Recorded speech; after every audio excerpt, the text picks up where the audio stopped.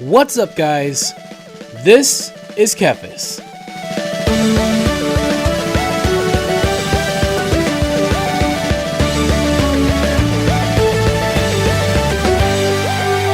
Blizzcon 2019 has come and gone, and after watching the opening ceremony and reading through the deep dives, I have some thoughts. So for the first time ever, I am going to review Blizzcon 2019. More specifically, I'm going to give my thoughts on what Blizzard has to offer over the next couple of years. Now, I'm mostly going to focus on the opening ceremony while taking into account what I've learned by reading the deep dives, and this is mainly because I refuse to pay for a BlizzCon ticket or a virtual ticket because I think it's insane to pay as much money as they ask for a glorified commercial, and that's exactly how I view BlizzCon. I know there are a lot of community events and other things around it, but I don't really care for any of that kind of stuff. I would never pay for BlizzCon. I think it's insane how much money they ask. That's just my opinion. So I watch the opening ceremonies and I read the deep dives, and that's good enough for me. I also want to say this up front. I am a fan of video games. I'm a fan of Mario and Zelda, not Nintendo.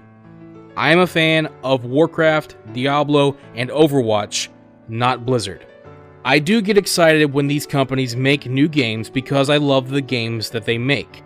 And I also believe that there are a lot of fantastic developers that work for these companies that genuinely want to provide quality gaming experiences. I know that to be true. Having said that, I always remember that at the end of the day, these entities, these gaming companies, care nothing about me. They care nothing about my cause. They don't have a cause. Their cause is getting my money. And that's all it will ever be, and that's all it has ever been. The relationship I have with a video game company is that of a business relationship. They make a good game, I buy the game. They make a bad game, I don't buy the game, or if I did buy the game, I'm going to let them know that I think that it's a bad game. I'm not a fan of a video game company. I think that's silly. So if you are a fan of Blizzard and your identity is wrapped so much around being a Blizzard fan that you get offended by something that I have to say criticizing Blizzard, keep that in mind. I'm saying that now because the opening of BlizzCon 2019 started with J. Allen Brack walking up on stage and giving a statement that many people have the audacity to call an apology. And if you believe that that was an apology, then you are just as full of crap as J. Allen Brack is himself. I don't want to waste too much time on these opening statements because they were a waste of time to begin with, and I also don't really enjoy getting too political, so all I'm going to say is, I stand with Hong Kong, I stand with Blitzchung, that was not an apology, and Blizzard, you have no balls. So with that massive fail behind us, let's get on to the stuff that matters. You know, the games. First up was Diablo 4, which was a massive step up from last year's Diablo announcement, to say the least. And it was a pretty exciting moment. The opening cinematic was amazing, as it always is. You will hear me say that with all of these cinematics, because the cinematic team is gold. It is their golden egg, their golden goose. If Blizzard's cinematic team would make TV shows or movies, I would pay money to see them because they are always amazing. Even if I don't like what happens in all of the cinematics themselves are amazing. And this Diablo one was pretty incredible. It felt like it did drag a little bit, but that's mainly because we had no idea what was going on, but it led to the reveal of Lilith being the big bad for Diablo 4, and I think that's awesome. Lilith is a very interesting mythical character, at least to me, and she was also a previous Diablo 2 boss. I believe she was the first boss that you would fight by using the keys to unlock the portals, you know, that whole getting the Ubers, that kind of stuff. She was a part of that. So bringing her back into the Diablo, storyline, making her the creator of the world is what it sounded like. I don't know if that's what they were implying. I think that's what they were saying, but I'm really excited to see what happens with Diablo 4. I do hope that Lilith will bring back the real bad of, Diablo, which is, Diablo himself. He should always make an appearance, in my opinion, in every Diablo game. Ganondorf is always in every Zelda game. Diablo should always be in the game that is named after him. So I'm hoping that this will lead to Diablo coming back, and not the Diablo from Diablo 3, the real Diablo, the big, hulking, scary monster Diablo that we've all loved for so many years. So with that out of the way, I wasn't fully sold on the gameplay reveal at first until I got into the deep dive, and then I was a lot more excited because it looks like Diablo 4 is going back, of course they said this, to its darker roots, which is whatever. It looks a lot more like Diablo 2, a lot more bloody, a lot more dark, a lot more gritty, and I think that's where Diablo should be. But what I really care about is the gameplay, and it looks like, again, we are stepping back to a more Diablo 2 style game with skill points and all that, but we're also moving into like an MMO-esque kind of game with an open world, which I'm okay with. Some people have reservations about, but it doesn't bother me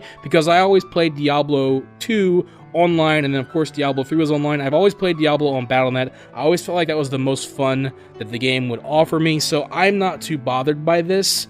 So I'm a lot more excited after watching the deep dive, but I'm still a little bit reserved because Blizzard tends to overly streamline things. So if they give Diablo 4 the Diablo 3 treatment and streamline everything to no end, I don't know how compelling it's going to be for me, even though I'm sure it will be compelling for a lot of people. I did love Diablo 3, but I think that Diablo 2 is the superior game, and if they go more back to the Diablo 2 style, giving more player agency over how you play your class and allowing you to do a lot more creative things, like I hope they bring the Necromancer back and let you summon tons of skeletons, you know, that kind of stuff, whereas in Diablo 3 it was a lot more restricted.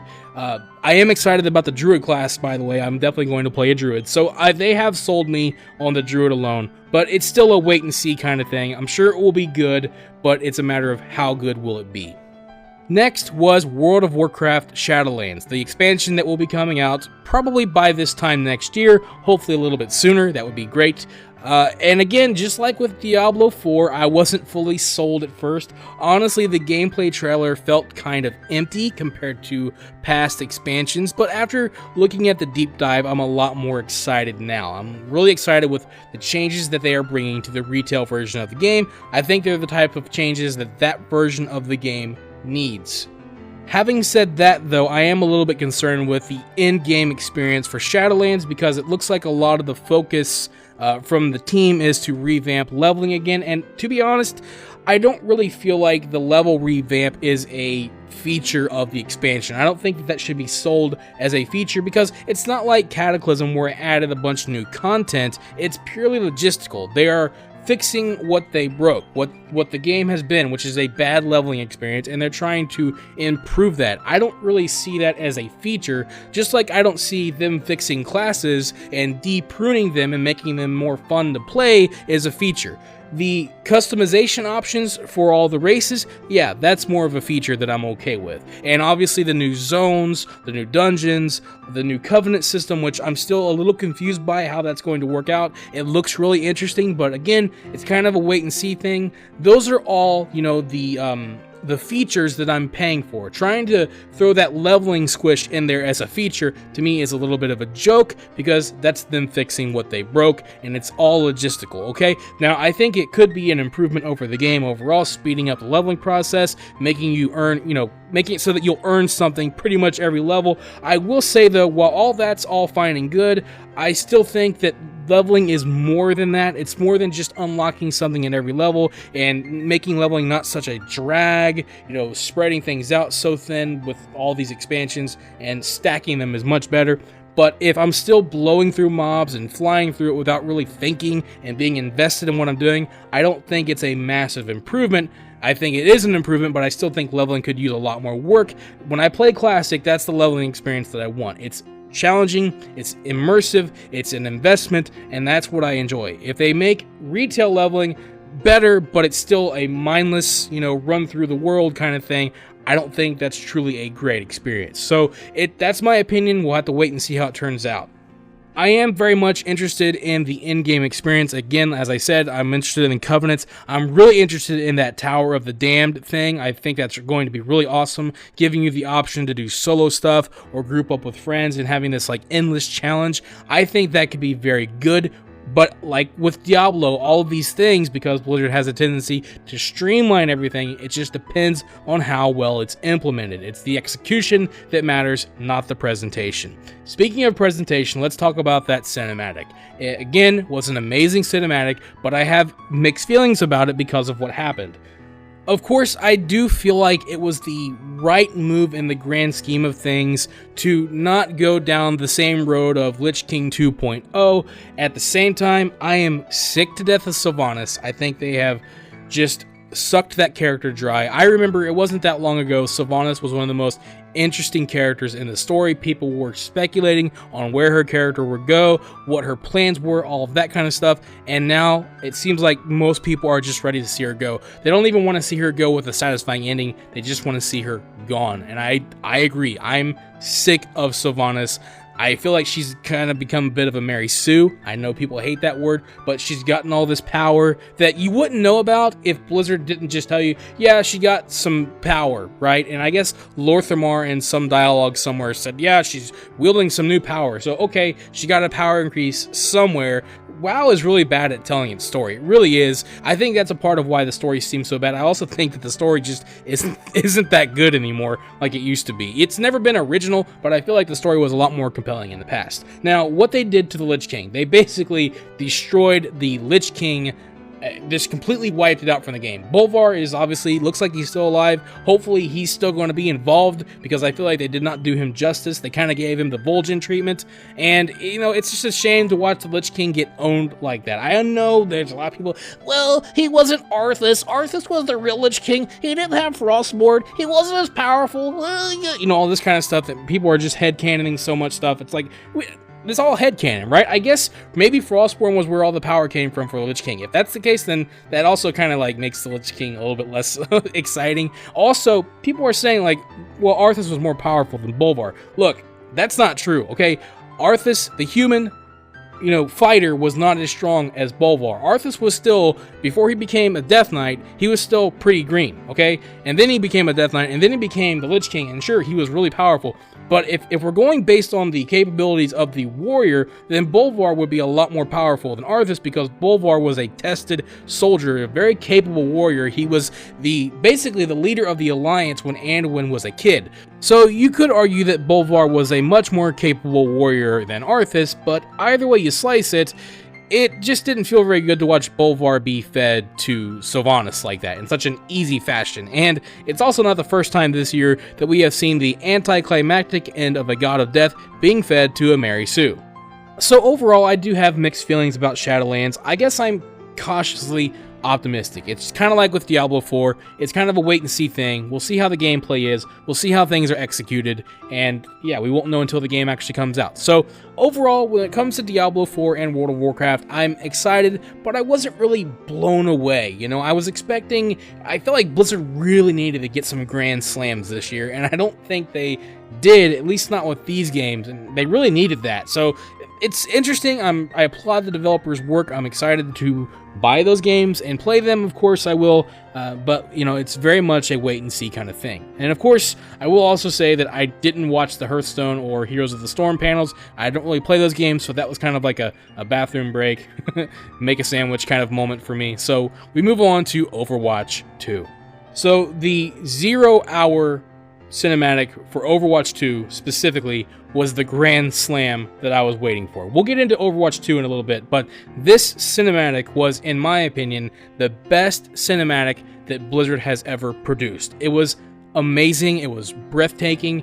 It brought tears to my eyes. I know that's lame, but when Genji shows up, I got chills. And then when Reinhardt jumps out of that van and saying "hammered down," I started to tear up a little bit. It was crazy.